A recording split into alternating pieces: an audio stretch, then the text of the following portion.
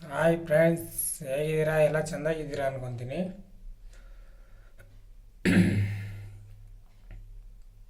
ನೋಡಿ, ಇದು 5 ರೂಪಾಯಿ ಕಾಯಿನ್.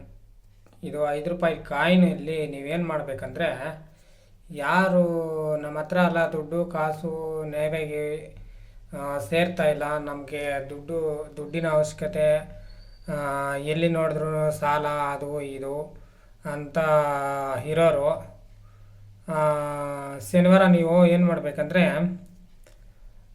2 ಏಲಕ್ಕಿ, 2 ಲವಂಗ ಇಷ್ಟು ತಗೊಂಡು 5 ರೂಪಾಯಿ ಕಾಯಿನ್ ತಗೊಂಡು ಆಂಜನೇಯ ದೇವಸ್ಥಾನಕ್ಕೆ ಹೋಗ್ಬೇಕು. ಆಂಜನೇಯ ದೇವಸ್ಥಾನಕ್ಕೆ ಹೋಗ್ಬಿಟ್ಟು ನೀವು ಅಲ್ಲಿ ಪೂಜಾರಿ ಕೈ ಕೊಡಬೇಕು.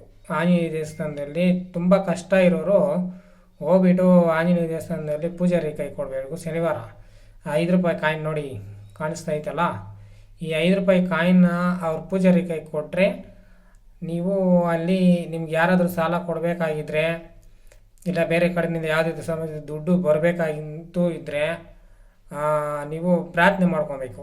5 ರೂಪಾಯಿ ಕಾಯಿನ್ ಕೈಯಲ್ಲಿ ಇಟ್ಕೊಂಡ್ಬಿಟ್ಟು ನೋಡಿ, ಈ ಥರ ನೋಡಿ, ಈ 5 ರೂಪಾಯಿ ಕಾಯಿನು ಈ ಥರ ಕೈಯಲ್ಲಿ ಇಟ್ಕೊಂಡು ಪ್ರಾರ್ಥನೆ ಮಾಡ್ಕೊಳ್ಬೇಕು. ಪ್ರಾರ್ಥನೆ ಮಾಡಿಕೊಂಡು ಆದಮೇಲೆ ನಿಮ್ಮ ಮನಸ್ಸಲ್ಲಿ ನೋಡಿ, ಯಾರೋ ಒಬ್ಬರು ಇಂಥವ್ರು ನಮ್ಗೆ ದುಡ್ಡು ಕೊಡಬೇಕು, ಅವ್ರು ಕೊಡೋಲ್ಲ ಅಂತೇಳ್ಬಿಟ್ಟು ಒಂದು 11 ಸರಿ ನೀವು ಪ್ರಾರ್ಥನೆ ಮಾಡಿಕೊಂಡು ಆಂಜನೇಯ ದೇವಸ್ಥಾನದಲ್ಲಿ ಈ ಕಾಯಿನನ್ನು ಏನು ಮಾಡಬೇಕಂದ್ರೆ, ಆಂಜನೇಯ ದೇವಸ್ಥಾನದಲ್ಲಿ ಅವರು ಪೂಜೆ ಸಾಮಾನಲ್ಲಿ ಅವ್ರ ಕೈ ಕೊಟ್ಬಿಟ್ಟು, ಅವರು ಆಂಜನೇಯ ಸ್ವಾಮಿ ದೇವಸ್ಥಾನದಲ್ಲಿ ಅವ್ರ ಪಾದದ ಹತ್ರ ಇಟ್ಬಿಟ್ಟು, ಸ್ವಾಮಿ ಪಾದದ ಹತ್ರ ಇಟ್ಬಿಟ್ಟು ಅವ್ರ ಕೈಯಲ್ಲಿ ಪೂಜೆ ಮಾಡಿಸಿದ ನಂತರ ನೀವು ಇದನ್ನು ತಗೊಂಡು ಬರಬೇಕು ವಾಪಸ್.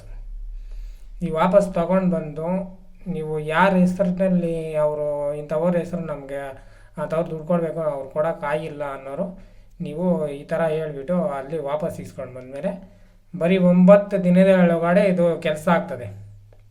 ನಂಬಿಕೆಯಿಂದ ಮಾಡಿ. ಆಂಜನೇಯನಂದರೆ ಅಷ್ಟೊಂದು ಸುಮ್ಮನೆ ತಮಾಷೆ ಅಲ್ಲ. ಅಪ್ಪನ ದೇವಸ್ಥಾನಕ್ಕೆ ಹೋಗಿ ನೀವು ಈ 5 ರೂಪಾಯಿ ಕಾಯಿನ್ ಎತ್ಕೊಂಡು ಹೋಗ್ಬಿಟ್ಟು ನೀವು ಕೊಟ್ಬಿಟ್ಟು 500 ಕೈಯಲ್ಲಿ, 500 ಆಗಿರಲ್ಲ ಯಾರೇ ಆಗಿರಲಿ ಪರವಾಗಿಲ್ಲ, ಕೈಲಿ ಕೊಟ್ಬಿಟ್ಟು ಈ 5 ರೂಪಾಯಿ ಕಾಯಿನನ್ನು ಅಲ್ಲಿ ಇಕ್ಬಿಟ್ಟು ಪೂಜೆ ಮಾಡಿಕೊಂಡು ನೀವು ಮತ್ತೆ ಇದನ್ನು ವಾಪಸ್ ತಗೊಂಬಂದಮೇಲೆ ಬರೀ 9 ದಿನ ಒಳಗಡೆ ನೀವು ಅದು ಎಂಥ ಕೆಲಸನ ಆಗಲಿ ಪಟ ಅಂತ ಆಗುತ್ತದೆ. ಸಾಕು, ಒಂದೇ ಒಂದು 5 ರೂಪಾಯಿ ಕಾಯಿನ್ ಸಾಕು. ಒಂದು ಕಾಯಿನ್ ಆದರೆ ಸಾಕು. ನೆಕ್ಸ್ಟ್ ವಾರ ಹೋಗ್ಬೇಕಾ ಇಲ್ಲ ಅನ್ನೋದು ಇದೆಲ್ಲ ಏನೂ ಇಲ್ಲ. 9 ದಿನ ಟೈಮ್ ಇರ್ತದೆ. 9 ದಿನ ಒಳಗಡೆ ನೀವು ಯಾವ ಥರ ಪ್ರಾರ್ಥನೆ ಮಾಡ್ಕೊಂಡಿರ್ತೀರ, ಏನೋ ಬೇಕಾ ಬೀಡೀಗ ಮಾಡೋಂಗಿದ್ರೆ ಹೋಗೇ ಬೇಡ್ರಿ, ಆಯಿತಾ? ಆ ಥರ ನಂಬಿಕೆಯಿಂದ ಮಾಡಿದ್ರೆ ಮಾತ್ರನೇ ಇದು ಹೊಲ್ದು ಬರ್ತದೆ. ಇಲ್ಲಾಂದರೆ ಸುಮ್ಮನೆ ನಾವು ಹೋಗಿ ಏನೋ ಹೇಳ್ಬಿಟ್ಟವನೇ ತಡಿ ಮಾಡೋಣ, ಇದೆಲ್ಲನೂ ನಡೆಯಲ್ಲ. ಭಕ್ತಿನಿಂದ ನಿಷ್ಠೆಯಿಂದ ನೀವು ಹೋಗಿ ಮಾಡಿ 9 ದಿನ ಆದಮೇಲೆ ಯಾವ ಶನಿವಾರ ಹೋಗಿದ್ರೆ ನೆಕ್ಸ್ಟ್ ಶನಿವಾರ ಬರಬೇಡ. 9 ದಿನ ಯಾವ ದಿನದಲ್ಲಿ ಬೀಳ್ತದೋ ಅಷ್ಟು ದಿನಗಳಲ್ಲಿನೂ ಈ ಕಾಯಿ ನಿಮ್ಮ ಹತ್ರ ಇರಬೇಕು, ನೆನಪಿರಲಿ. ಆಮೇಲೆ ನೆಕ್ಸ್ಟ್ ವಿಡಿಯೋ ಹೇಳ್ತೀನಿ. ಆ ಥರ ನೀವು ಮನೆಯಲ್ಲೇ ಮಾಡ್ಕೊಳ್ಳೋ ಅಂಥ ಕೆಲಸಗಳು ನಾನು ಹೇಳ್ಕೊಡ್ತೀನಿ. ನೀವು ಮಾಡ್ಕೊಳ್ಳಿ. ಏನು ಬೇರೆಯವ್ರನ್ನೆಲ್ಲ ಏನು ಕೇಳೋಂಗಿರಲ್ಲ, ಅಷ್ಟೊಂದು ಎಲ್ಲ ನಾನು ತಿಳಿಸ್ಕೊಡ್ತೀನಿ ನಿಮಗೆ.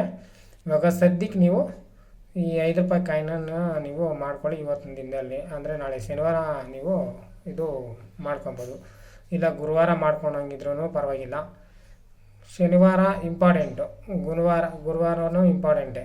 2 ದಿನ ಯಾವುದ್ರಲ್ಲೂ ಮಾಡ್ಕೊಬೋದು ಅಪ್ಪನ ದೇವಸ್ಥಾನದಲ್ಲಿ, ಗುರುವಾರ ಶನಿವಾರ, ಆಯಿತಾ? ಇದು 5 ರೂಪಾಯಿ ಕಾಯಿನ ನೋಡ್ಕೊಳ್ಳಿ. 2 ಏಲಕ್ಕಿ, 2 ಲವಂಗ ಇಷ್ಟು ತಗೊಂಡು ಪೂಜೆ ಸಾಮಾನು ತಗೊಂಡು ಈ ಏಲಕ್ಕಿ ಲವಂಗನ ಇದನ್ನು ಅಲ್ಲಿ ನೀವು ಇಡಬೇಕಾಗ್ತದೆ. ಇಟ್ಬಿಟ್ಟು ಅವರು ವಾಪಸ್ ಕೊಡೋ ಟೈಮ್ನಲ್ಲಿ ಇದನ್ನು ಪಾದದ ಹತ್ರ ಇಟ್ಬಿಟ್ಟು ಕೊಡಿ ಸ್ವಾಮಿ ಅಂತ ಕೇಳಿದ್ರೆ ಅವ್ರು ಕೊಡ್ತಾರೆ. ನೀವು ತಗೊಂಡು ಇದನ್ನು ಇದು ಮಾಡ್ಕೊಬೇಕು. ಆಮೇಲೆ ಅಲ್ಲಿ ಎಲ್ಲನ ದೇವಸ್ಥಾನ ಹತ್ರ ನೀವು ಪೂಜೆಗಳು ಮಾಡೋ ಜಾಗದಲ್ಲಿ ಕೋತಿಗಳೇನ ಇದ್ದರೆ ದಯವಿಟ್ಟು ಹಸಿ ಕಳೆಕಾಯಿ ತಗೊಂಡೋಗಿ ಹಾಕ್ರಿ. ಆ ಹಸಿ ಕಳೆಕಾಯಿ ತಗೊಂಡೋಗಿ ಹಾಕಿದ್ರಿಂದ ನಿಜವಾಗ್ಲೂ ನಿಮ್ಮ ಕಷ್ಟ ಅಂತೂ 100% ಜಾಸ್ತಿ ಒಳ್ಳೆಯದಾಗ್ತದೆ ಅಂದರೆ ನನಗೆ ಎಲ್ಲ ಹೇಳವ್ರೆ. ನಾವು ಈ ಥರ ಮಾಡಿ ಅಂದರೆ ಫಸ್ಟ್ ಒಂದು ರೆಮಿಡಿ ಕೊಟ್ಟಿದ್ದೀನಿ. ₹1 ಕಾಯಿನಲ್ಲಿ ಒಂದು ರೆಮಿಡಿ ಕೊಟ್ಟಿದ್ದೀನಿ ಮನೆಯಲ್ಲೇ ಮಾಡ್ಕೊಳಕ. ನನಗೆ ಫೋನ್ ಮಾಡಿ ಕೆಲವ್ರು ತಿಳಿಸವ್ರೆ, ಈ ಥರ ಪರವಾಗಿಲ್ಲ ನಮ್ಗೆ ಸ್ವಲ್ಪ ಅನುಕೂಲ ಆಗೈತೆ ಅಂತ ಕೂಡ ಹೇಳವ್ರೆ. ಇನ್ನೂ ಒಂದಿಬ್ಬರು ಫೋನ್ ಮಾಡಿದರು, ನಮಗೇನು ಆರೋಗ್ಯದ ಸಮಸ್ಯೆ ಇಲ್ಲ, ನೀವು ಹೇಳಿದ್ಮೇಲೆ ಮಾಡ್ಕೊಂಡ್ಮೇಲೆ ಸ್ವಲ್ಪ ನಾರ್ಮಲ್ ಆಗಿದ್ದೀರಿ ಅಂತ ಕೂಡ ಹೇಳಿದರು. ನಾನು ಹೇಳಿದ್ದೀನಿ ಅವ್ರಿಗೆ, ನಮ್ಮನ್ನೇನಾದರೂ ಭೇಟಿ ಮಾಡಿದ್ರೆ ನಾನು ಫ್ರೀ ಟ್ರೀಟ್ಮೆಂಟ್ ಕೊಡ್ತೀನಿ ನಿಜವಾಗ್ಲೂ, ಬರಲಿ ಅಂತ ಹೇಳಿದ್ದೀನಿ. ಬರ್ತಾರ ಏನೋ ಗೊತ್ತಿಲ್ಲ, ಹುಡ್ಕೊಂಡು ಬಂದರೆ ಬರಲಿ, ಪರವಾಗಿಲ್ಲ.